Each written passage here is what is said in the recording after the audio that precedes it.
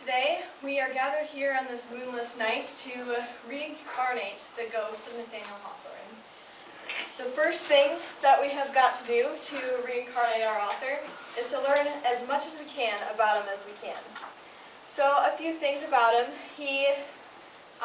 Even though he lived in the midst of the War of 1812, the Mexican-American War, and the rising tensions on slavery, it was something that happened all the way back in the 1690s that influenced his writing most of all, and that was the Salem witch trials. He had an ancestor named John Hawthorne, who was a judge of the Salem witch trials, who executed witches, and in order to distance himself as far as he could from that ancestor, Hawthorne added a W to his name.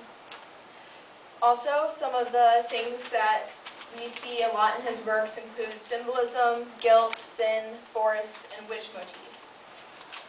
He also wrote during the Romantic period, which followed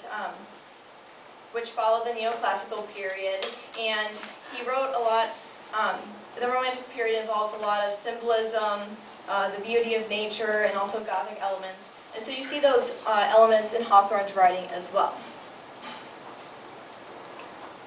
A few of his works include these. The ones that we'll be studying today for our ingredients include Mosses from an Old Manse, The Scarlet Letter, The House of the Seven Gables, and The Blithedale Romance.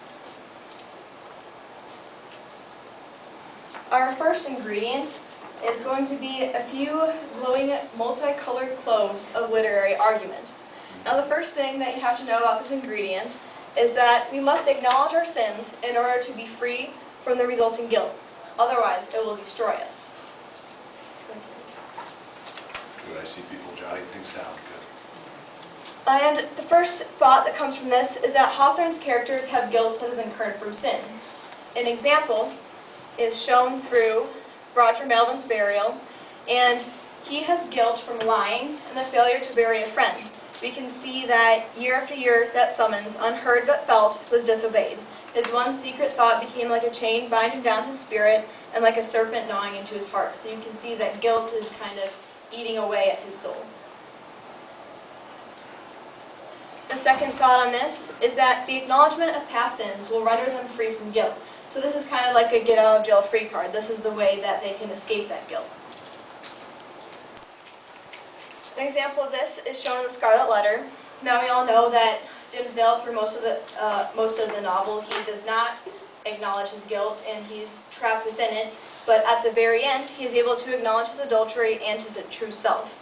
And even though he is in the midst of dying, he is able to accomplish this revelation with triumph in his face, and as though he had won a victory, even though he's in the midst of death. On the other side of this, the dire consequences of unacknowledgement include the degradation of character, death, or the loss of humanity. Good. This is also seen in The Scarlet Letter with Chillingworth. He fails to acknowledge his true self nor his sins. He even says himself that he used to be this kind, caring person, and through his psychological torture of Dimmesdale, he ends up becoming this fiend who loses all of his humanity. So we're going to add our first element, a few glowing cloves of literary analysis.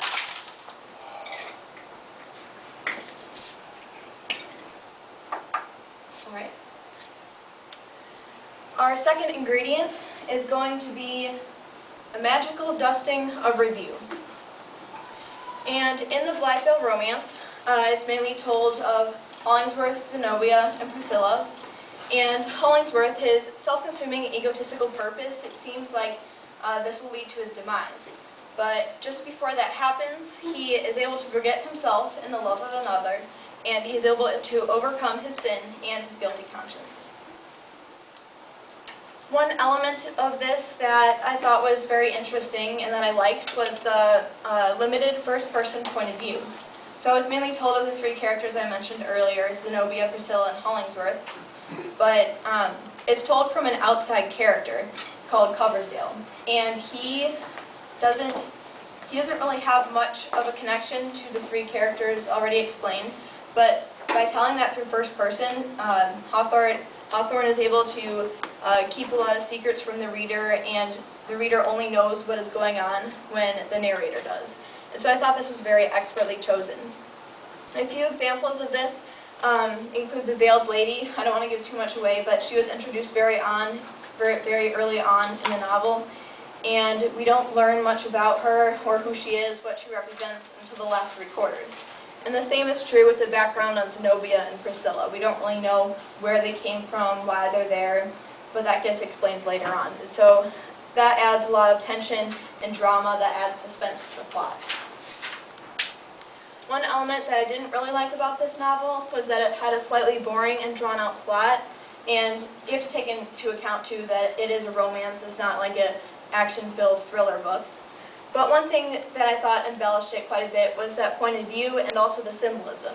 It was cleverly woven in to create a lot of depth and meaning, and although the plot may be slow, I thought the insightful symbolism added a lot to where the plot may be weak.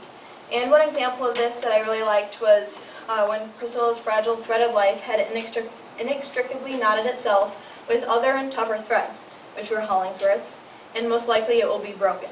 So you can see that symbolism adds a nice charm to the novel. So we'll go ahead and add our magical dusting of review.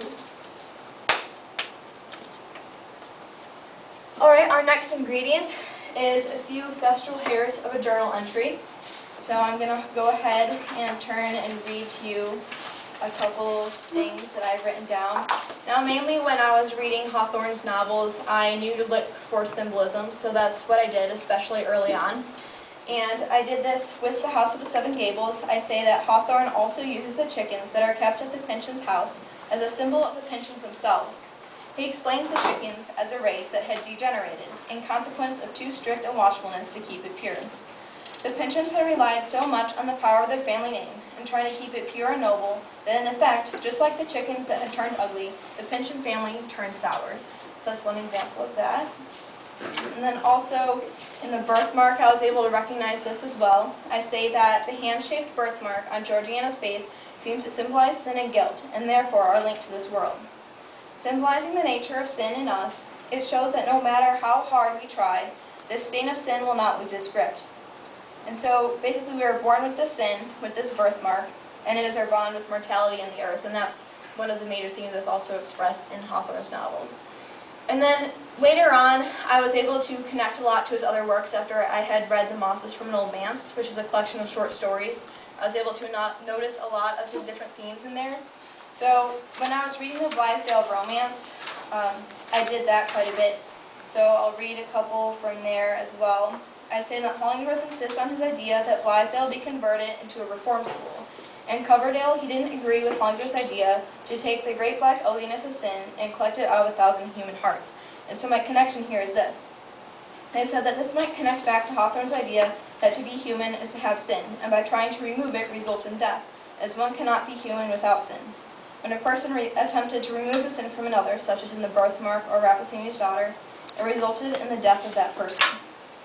One last example of this is when I say Hollingsworth is able to finally acknowledge his sinful egotism by freeing himself and leaning on another for strength, just as in Hawthorne's short story, The Bosom Serpent. So we are going to add our few festal hairs of a journal entry. And it looks like our cauldron needs a little bit more encouragement, so we're going to add some more water here.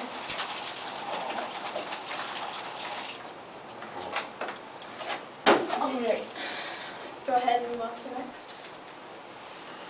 Our next ingredient, we have petals of knowledge, the petal of a scholarly journal article to add. And when I was reading Hawthorne, I found that the most helpful scholarly journal article was from The Logic of Compulsion in Roger Melvin's Burial. And so, go on, Kaylee.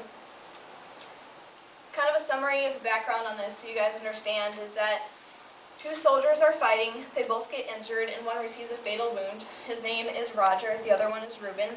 And so Reuben leaves his friends there so he can go find help and go find rescue. And the thing that his guilt mainly comes from is the fact that he says he will return to bury Roger, but he never does. And also through the fact that he marries Roger's daughter but never tells her the truth. And so through his lying and his failure to bury Roger, Reuben is is unconsciously guided to Roger's unburied body, and there he accidentally kills his son in a hunting accident. What the article stressed was that the nature of Reuben's guilt wasn't moral but psychological, and that he imposed it on himself. And he also explains that Reuben projected himself into his own son, which is the reason why he feels free when he accidentally kills his son, because by killing his son, who is technically killing himself, and so that's kind of like the path that the article takes with that. Let's go into some direct evidence. One thing is that in some deep way, Reuben feels more responsible for Roger's death than he actually is. And by a certain association of ideas, he at times almost imagined himself a murderer. So that's where you can see where the article explains that Reuben's guilt isn't moral, but rather psychological. And one other thing I wanted to bring up was that he says that the blood of a father, which was Roger, the fatally wounded guy, rests on the son, which is Reuben, who just burdens himself of it by becoming a father and slaying his son. So that's how Cruz explains, he's the author of the article, that's how he explains that Reuben's able to expiate his guilt. So what I thought, even though I didn't agree with everything Cruz said, it was interesting to see Hawthorne analyzed from a different perspective, and it helped a lot to open my mind to different ways to analyze. So we are going to add our few petals of knowledge.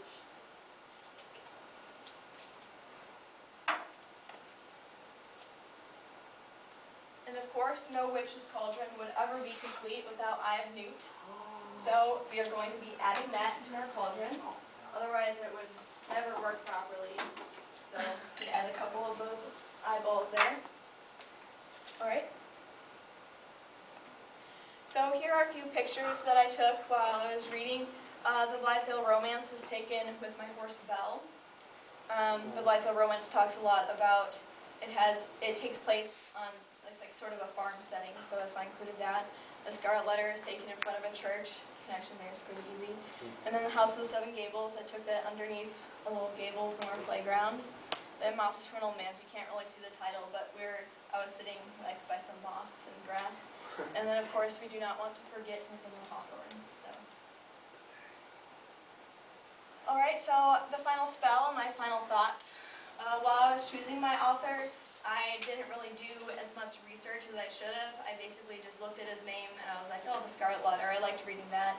And so he ended up being a challenging author, but a good author to study. And some things that I didn't like and that I liked. The stilted language that he used took a little bit getting used to. And sometimes the novels were a bit slow and ran long for me. Sometimes those were a little slow. One thing that I really liked, though, the short stories, they were excellent. So if you guys ever want to read more of Hawthorne, I would definitely recommend Mosses from an Old Manse. That's his collection of short stories. I thought they were a good length for Hawthorne. He didn't tend to ramble on as much as he does during his novels. And I also liked the symbolism and the themes. They were usually pretty easy to recognize and easy to relate to, too.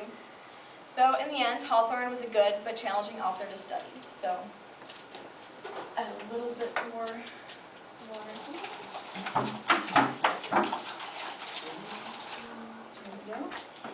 All right. So Kaylee, go ahead. Here's our final spell here, and we're about to reincarnate our author. So double, double, toil and trouble, fire, burn, and cauldron bubble. Let us reincarnate our author.